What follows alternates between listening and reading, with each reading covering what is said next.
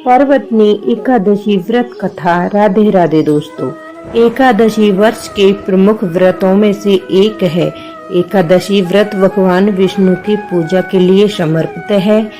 एकादशी माह में 2 बार एकादशी आती हैं, शुक्ल पक्ष और कृष्ण पक्ष। भाद्रपद माह के शुक्ल पक्ष की एकादशी तिथि को पर्वतनी एकादशी के नाम से जाना जाता है। इस दिन भगवान विष्णु के 52 अवतार और भगवान गणेश की पूजा का विधान है। ऐसा कहा जाता है कि इस व्रत के प्रभाव से सभी पापों का अंत हो जाता है। हिंदू पंचांग के अनुसार इस साल यह व्रत 14 सितंबर 2020 को रखा जाएगा। यह पर्व इतना करीब है तो आइए इसकी व्रत की कथा के बारे में जानते हैं। युधिष्ठिर कहने लगे, हे प्रभु, भाद्रपद शुक्ल एकादशी का नाम क्या है? इस विधि तथा इसका महिमा कृपा करके हमें बतलाइए। तब भगवान श्री कृष्ण ने कहा कि सभी पापों को नाश करने वाली उत्तम वामन एकादशी की महिमा मैं तुमसे कहता हूँ, तुम इसे ध्यान पूर्वक सुनो। यह प्रज्ञा परिवर्तनी एकादशी जयंती एकादशी भी कहलाती है। इसका यज्ञ करने से वाजपेयी यज्ञ का फल मिलता है। पापियों के पाप नाश करने के लिए इससे बढ़कर कोई और उपाय नहीं है। जो मनुष्य इस एकादशी के दिन मेरे वामन रूप की पूजा करता है उसे 3 लोक पूज्य होते हैं। अतः मोक्ष की इच्छा करने वाले मनुष्य इस व्रत को जरूर करें। जो कमल नयन भगवान का कमल से पूजन करते हैं वे अवश्य ही भगवान के समीप जाते हैं।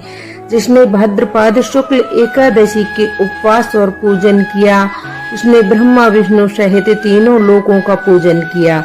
अतः हरि सागर अर्थात एकादशी का व्रत अवश्य करना चाहिए। इस दिन भगवान श्री हरि करवट लेते हैं। इसको पर्वतनी एकादशी कहा जाता है। मुरलीधर के वचनों को सुनकर युधिष्ठिर बोले कि भगवान, मुझे अति संदेह हो रहा है कि आप किस प्रकार सोते हैं और करवट लेते हैं तथा किस तरह राजा बलि को बांधा और वामन रूप में रखकर क्या क्या लीलाएं की।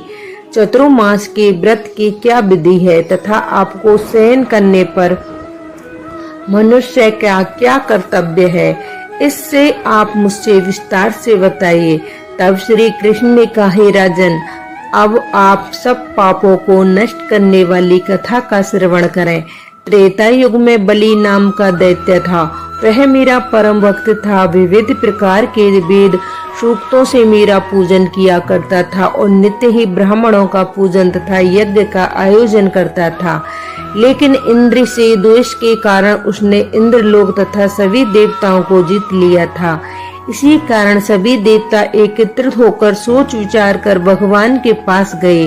बृहस्पति जी सहित इंद्रादिक देवता प्रभु के निकट जाकर और नतमस्तक होकर वेद मंत्रों द्वारा भगवान का पूजन और स्तुति करने लगे। अतः मैंने वामन रूप धारण करके 5वां अवतार लिया और फिर अत्यंत तेजस्वी रूप से राजा बलि को जीत लिया। इतनी वार्ता सुनकर राजा युधिष्ठिर बोले कि हे जनार्दन, आपने वामन रूप धारण करके उस महाबली दैत्य को किस प्रकार जीता?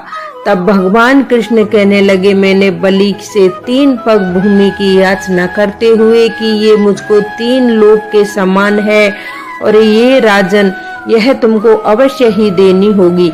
राजा बलि ने इसे तुच्छ याचना समझकर 3 पग भूमि का संकल्प मुझको दे दिया और मैंने अपने त्रिविक्रम रूप को बढ़ाकर यहाँ तक कि भूलोक में पद और भवलोक में जंगा, स्वर्गलोक में कमर, महलोक में पीले पेट, जनलोक में हृदय, यमलोक में कंठ की स्थापना कर ली।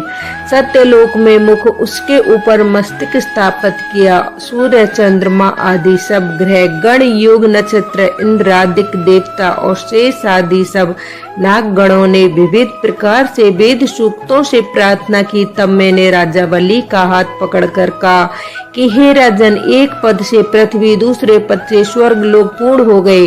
अब तीसरा पग मैं कहाँ रखूं? तब बलि ने अपना सिर झुका लिया और मैंने अपना पैर उसके मस्तक पर रख दिया, जिससे मेरा वह भक्त पाताल को चला गया।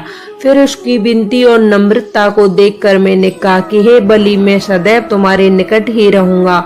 विरोचन पुत्र बलि के कहने पर भाद्रपद शुक्ल एकादशी के दिन बलि के आश्रम पर मैंने मूर्ति स्थापित हुई।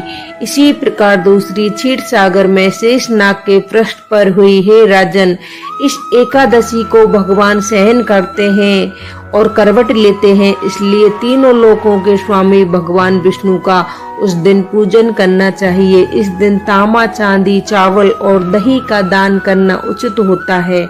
इसके साथ ही रात्रि को जागरण अवश्य करना चाहिए।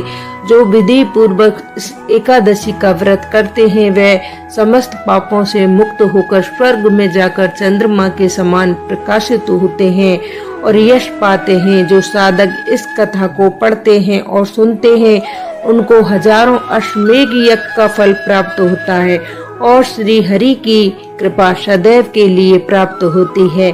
राधे राधे। अगर हमारी कहानी आपको अच्छी लगी हो तो चैनल को सब्सक्राइब जरूर कर देना।